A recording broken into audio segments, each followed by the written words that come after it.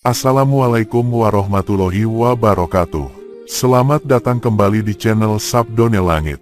Semoga kita selalu senantiasa dalam kesehatan dan rahmat Allah Subhanahu wa Ta'ala. Kali ini admin akan menceritakan sebuah kisah tentang Brahmana India yang beradu kesaktian dengan Sunan Bonang. Untuk lebih jelasnya mari kita simak kisah ini selengkapnya hingga selesai. Agama Islam yang berkembang luas di tanah Jawa cukup menggemparkan masyarakat dari belahan dunia lain, termasuk para pendeta Brahmana dari India. Salah seorang Brahmana bernama Sakaya Kirti merasa penasaran. Maka bersama beberapa orang muridnya ia berlayar menuju Pulau Jawa.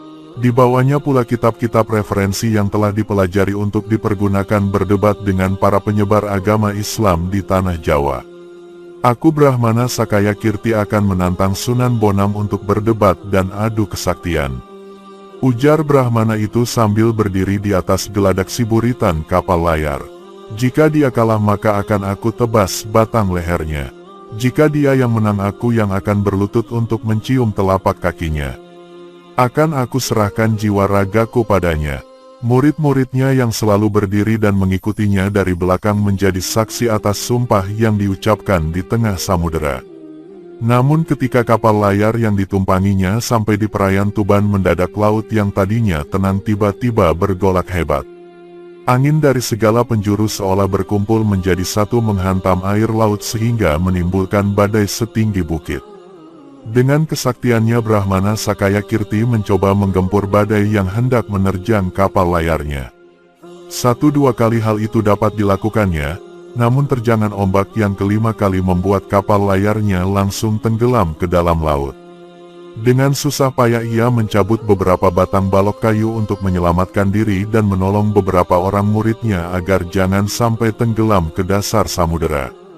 Walaupun pada akhirnya ia dan para pengikutnya berhasil menyelamatkan diri, namun kitab-kitab referensi yang hendak dipergunakan untuk berdebat dengan Sunan Bonang telah tenggelam ke dasar laut. Hal tersebut membuat Brahmana Sakaya Kirti bingung dan pusing, karena kitab-kitab itu didapatkannya dengan susah payah. Cara mempelajarinya pun tidak mudah. Ia harus belajar bahasa Arab terlebih dahulu, pura-pura masuk Islam dan menjadi murid ulama besar di negeri Gujarat. Kini setelah sampai di perairan Laut Jawa, tiba-tiba kitab-kitab yang tebal itu hilang musnah ditelan air laut. Tetapi niatnya untuk mengadu ilmu dengan Sunan Bonang tak pernah surut. Ia dan murid-muridnya telah terdampar di tepi pantai yang tak pernah dikenalnya. Ia agak bingung untuk harus kemana mencari Sunan Bonang. Ia menoleh ke sana kemari mencari seseorang untuk dimintai petunjuk jalan. Namun tak terlihat seorang pun di pantai itu. Saat hampir putus asa tiba-tiba dari kejauhan ia melihat seorang laki-laki berjubah putih sedang berjalan sembari membawa tongkat. Ia dan murid-muridnya segera menghampiri dan menghentikan laki-laki tersebut.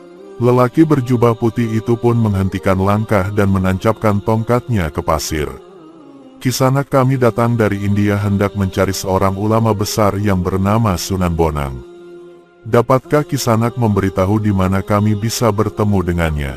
Kata sang Brahmana. Untuk apa Tuan mencari Sunan Bonang? Tanya lelaki itu. Akan saya ajak berdebat tentang masalah keagamaan, kata sang Brahmana. Tapi sayang kitab-kitab yang saya bawa telah tenggelam ke dasar laut. Meski demikian niat saya tak pernah padam. Masih ada beberapa hal yang dapat saya ingat sebagai bahan perdebatan. Tanpa banyak berbicara lelaki berjubah putih itu mencabut tongkatnya yang menancap di pasir. Mendadak tersemburlah air dari lubang bekas tongkat itu menancap membawa keluar semua kitab yang dibawa sang Brahmana. Itukah kitab-kitab Tuan yang tenggelam ke dasar laut? Tanya lelaki itu. Sang Brahmana dan pengikutnya memeriksa kitab-kitab itu. Ternyata benar miliknya sendiri. Berdebarlah hati sang Brahmana sembari menduga-duga siapa sebenarnya lelaki berjubah putih itu. Murid-murid sang Brahmana yang sejak tadi sudah kehausan langsung saja menyerobot air jernih yang memancar itu. Brahmana Sakaya Kirti memandangnya dengan rasa khawatir. Jangan-jangan muridnya itu akan segera mabok karena meminum air di tepi laut yang pastilah banyak mengandung garam.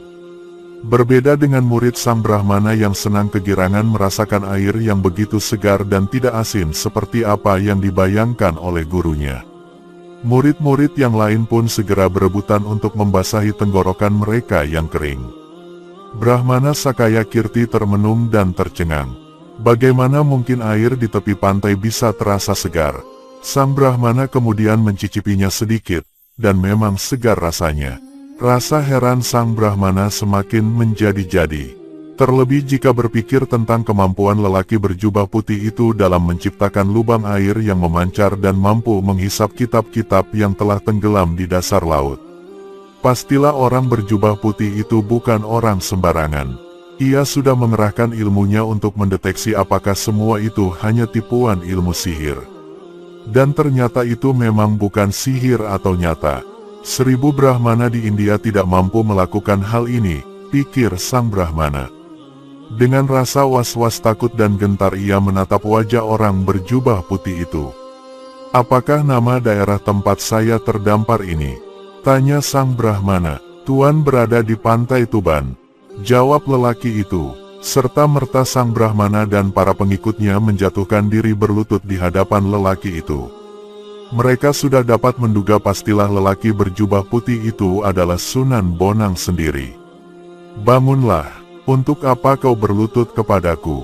Bukankah sudah kau ketahui dari kitab-kitab yang kau pelajari bahwa sangat terlarang bersujud kepada manusia? Ucap lelaki berjubah putih itu. Karena sujud itu hanya pantas dipersembahkan kepada Allah yang Maha Agung. Kata lelaki berjubah putih yang tak lain adalah memang Sunan Bonang. Ampuni saya yang buta ini tak melihat gunung di depan mata. Ucap Sang Brahmana. Bukankah kau ingin berdebat denganku juga mau mengadu kesaktian denganku? Ucap Sunan Bonang. Mana saya berani melawan Paduka, tentulah ombak badai yang menyerang kapal kami ciptaan Paduka. Ilmu dan kesaktian Paduka tak terukur tingginya. Kata Sang Brahmana. Kau salah, aku tidak mampu menciptakan ombak dan badai. Ujar Sunan Bonang. Hanya Allah yang mampu menciptakan dan menggerakkan seluruh makhluk. Allah melindungi orang yang percaya dan mendekat kepadanya dari segala macam bahaya dan niat jahat seseorang. Sang Brahmana merasa malu. Memang kedatangannya bermaksud jahat, ingin membunuh Sunan Bonang melalui adu kepandaian dan kesaktian. Ternyata niatnya tak kesampaian. Apa yang telah dibacanya dalam kitab-kitab yang telah dipelajari terbukti bahwa barang siapa memusuhi para walinya maka Allah akan mengumumkan perang kepadanya. Menantang Sunan Bonang sama saja dengan menantang Tuhan yang mengasihi Sunan Bonang itu sendiri. Sang Brahmana bergidik ngeri saat ia ingat bagaimana dirinya terombang-ambing diterjang ombak badai. Berarti Tuhan sendiri yang telah memberinya pelajaran supaya mengurungkan niatnya memusuhi Sunan Bonang. Ia percaya jika niatnya dilaksanakan bukan Sunan Bonang yang kalah atau mati, tapi dia sendirilah yang bakal binasa. Maka Sang Brahmana tidak jadi melaksanakan niatnya menantang Sunan Bonang untuk adu kesaktian dan mendebat tentang masalah keagamaan. Kanjeng Sunan sudilah menerima saya sebagai murid, kata Sang Brahmana itu. Jangan tergesa-gesa, ujar Sunan Bonang. Kau harus mempelajari dan mengenal Islam lebih banyak lagi, lebih lengkap lagi, sebab apa yang kau pelajari hanya sebagian saja. Jika kau sudah memahami Islam secara keseluruhan, maka kau boleh pilih. Tetap memeluk agama lama atau menerima Islam sebagai agamamu yang terakhir. Dan sekali lagi Sang Brahmana merasa malu. Ternyata Sunan Bonang bersifat arif dan bijaksana. Tidak memaksakan kehendak walaupun sudah di atas angin. Seandainya Sunan Bonang memperbolehkannya berlutut, dia akan bersujud dan menyembah sepasang kakinya. Bawa semua kitab-kitabmu, mari kita bahas bersama, kata Sunan Bonang sembari melanjutkan langkahnya. Brahmana Sakaya Kirti dan murid-muridnya segera mengumpulkan kitab-kitab yang tercecer lalu mengikuti langkah Sunan Bonang.